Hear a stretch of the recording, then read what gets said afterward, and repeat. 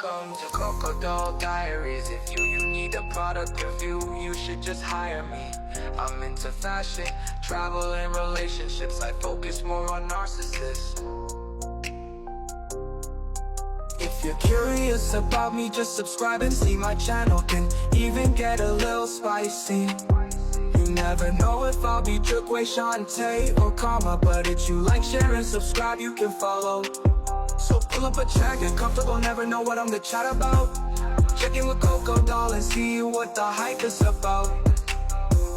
Crocodile Diaries. Crocodile Diaries. Hey y'all, welcome back to Crocodile Diaries. Here on Crocodile Diaries, we talk about fashion, beauty, I do product reviews, and I focus on narcissistic relationships. And I have a lot to say about them because I feel like I'm the master of dealing with the narcissist, especially after what I've endured over the years. And in today's video, I want to talk about triggers and how to deal with triggers from your past in your present relationship. So the things that kind of were deal breakers the last time, and what you will and what you won't put up with this time. So without further ado, let's get into it. We all know that dating after a narcissist could be a mess, like especially if you haven't took the time to heal. And I always say that it's important after a relationship, whether it was with the narcissist or not, to take the time to heal from that relationship.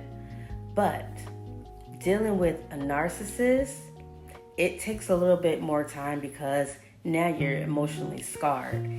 And dealing with starting a new relationship after your past one was crazy can be a roller coaster. Because one, you're afraid. You're scared to fall into a trap. You're scared to get another narcissist. And most of the time, you're going to get another narcissist, whether it's an overt narcissist or a covert narcissist. And the overt ones, you can kind of spot a mile away because, you know, they're real flashy. They're talking about themselves. But it's those covert narcissists that make you think you don't even know they're a narcissist until you start to deal with them. So with starting a new relationship and you get into there and there might be a trigger. So for example, I'll tell you about my triggers. My triggers are liars. I can't stand someone lying to me, especially when you don't have a reason to do so. So if you come in a relationship lying 9 times out of 10, I'm going to drop it. And it's because of the things that I've dealt with in the past. So lying is a trigger for me. Cheating is a no-no. I would drop you where you stand for cheating. Or if I think you're cheating. Or, just something doesn't add up. But, so, with that being said, those are triggers. You might have your own set of triggers. Things that trigger you, maybe it's, I don't know, not being able to reach them, or you call, they don't answer the phone. That could be your triggers, but those are my triggers. And when I am in like my current relationship and, if something is not adding up, then you got Jaquade's side eye coming up because I'm trying to figure out why, what is it that you're not telling me? Because I can't stand a liar. But so dealing with those triggers, talking to your partner about things that have happened in your past that make you, have these triggers. I think I always say this, I've said it in many other videos. Communication is key. So speaking to your partner, maybe, some women or men don't want to delve into what happened in their past relationships just to keep that part, to themselves.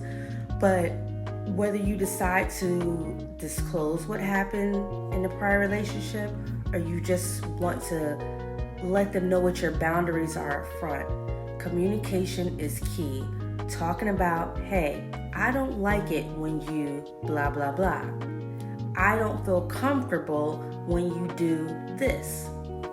Talking it out will kind of get you past that, so that you can deal with that. And it's very difficult when you come from abuse, any type of abuse, physical abuse, emotional abuse, psychological abuse.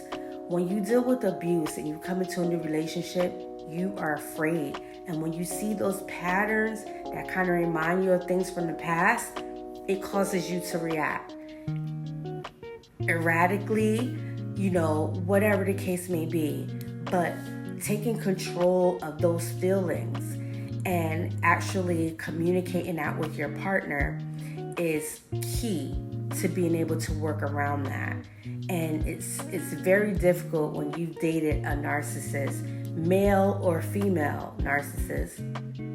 Because some people be coming for me, the men, like, your channel's basically for women. But I think women can as well be narcissists. And you can, listen, you can be with a narcissist so much that you pick up their traits, and sometimes that can fall on you as well. So women, you can be narcissists as well. And sometimes you have to heal from those things, from what the past has done to you, so that you'll be able to not display those negative things in your new relationship. So yes, with that being said, communication is key. How to cope when you get a trigger. You can write it down, think about it, meditate.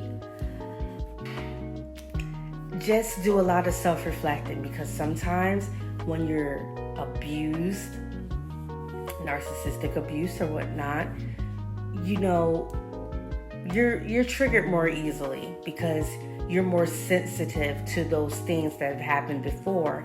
And when things feel familiar, it puts you back in that mindset. So when things like this happen to you, the best thing to do is sit back, reflect. If you have to get a journal, write it down. When you feel comfortable enough, you can bring it up to your partner. Your partner that has took you on as a partner should be understanding, especially if you were open about what took place in your last relationship. You should not feel like you should be afraid to speak to your partner about things that bother you, whether, it's infidelity, or if you feel like, what you said last night didn't add up. Can we discuss it?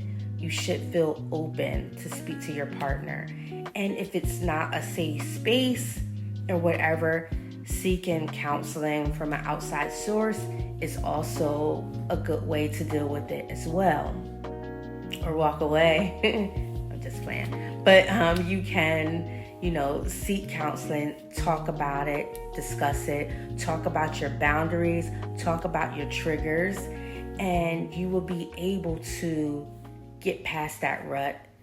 Dating after a narcissist, I spoke about it, is very hard. It's hard because you're afraid. And when you're afraid, you will rather run. You'll run off before you actually sit there and deal with the nonsense again. And I totally understand it, because I've been through a series of narcissistic men.